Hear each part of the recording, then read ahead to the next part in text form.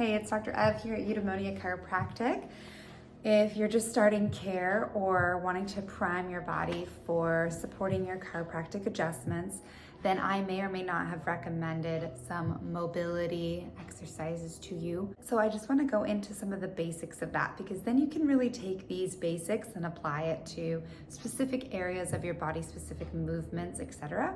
But it's just important to make sure that you're doing things properly and with the right considerations. So here we go. So in your appointment, I might have talked about how your fascia could use some release and how that will help us when we're trying to open up and start to create some mobility in certain areas of your spine.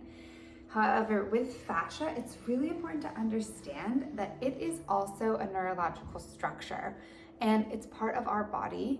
So we don't want to come in and attack our fascia. I want to talk about these 3 different tools because these are common fascia release tools, and sometimes they may or may not be appropriate depending on how your system is responding. So first, I want to get this out of the way. This is like a fascia blaster, a Theragun, something of the sort. I want you to take this and put it on a place in your body that feels safe, right? Your hands are generally kind of safe, maybe your wrist or forearm. If this feels like intense, then this might not be the place to start. Maybe even trying to do this on the bottom of your feet. And if you're like tensing up, hating this, then there's like sparks flying in your feet.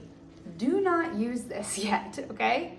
This tool can be very helpful for helping to release fascia, but it doesn't help to unwind, to create calm, to create ease, to create receptivity in the system, and that's also what we're going for.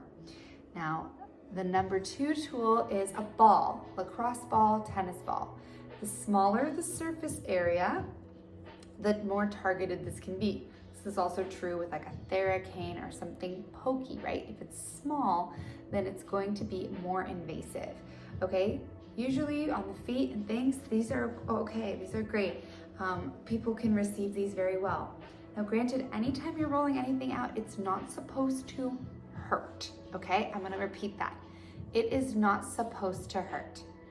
If it hurts, you're going too hard, okay? When you're rolling out with a tennis ball, then I want you to be making it feel like, ooh, okay, maybe there's a little pressure, a little sensation, but you don't wanna be going, hit, right? We're trying to get your nervous system to be calm, okay? So I want you to go in and just say, hey, I'm just exploring what's here. I would so much rather have 10% progress over time than dig in and kill yourself and make it so that your body recoils every time we try to touch it and every time we try to work on your fascia, right? So just ease into it. The last guiding principle, so 1 is you shouldn't be tense, it shouldn't hurt.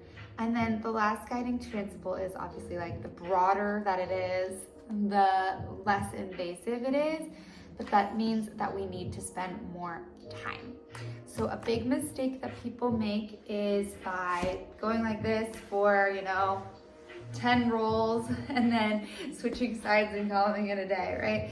Big broad strokes and then kind of being done. That's not how we want to foam roll. We want to take it slow. We want to take it calm. We should be able to take deep breaths. We should be able to be at ease while we're doing this. So, okay, I might do a couple of big broad strokes when I'm getting started. And then I notice where it's the most tense. And then that's kind of where I hone in. And then I'm going to be doing small, slow motions right in that one area, okay? This for ideally 2 minutes, minimum. 2 to 5 is ideal. If you do the math, you might be thinking, how am I supposed to foam roll everything if I'm supposed to spend 2 to 5 minutes per area? Don't worry, you do this over time. This is your excuse to get to put on your favorite music, take 10 minutes to do 5 minutes on each side of your body. Maybe you're gonna just do your lower leg one day. And then the next day, you spend the 10 minutes doing your glutes. And then the next day, you work on your back And the next day you work on your shoulders. And then you just repeat the cycle. You don't have to do this every day. You certainly don't have to do it all the time. And the good news is that our fascia will learn. We actually change the condition of our fascia so that we don't need to be rolling out and myofascial releasing as often. Another thing about these 3 levels, there could be different areas that are more sensitive than others. So one patient, you might be able to go to absolute town on your hips with this thing and it feels great and you're melting and you're just loving it.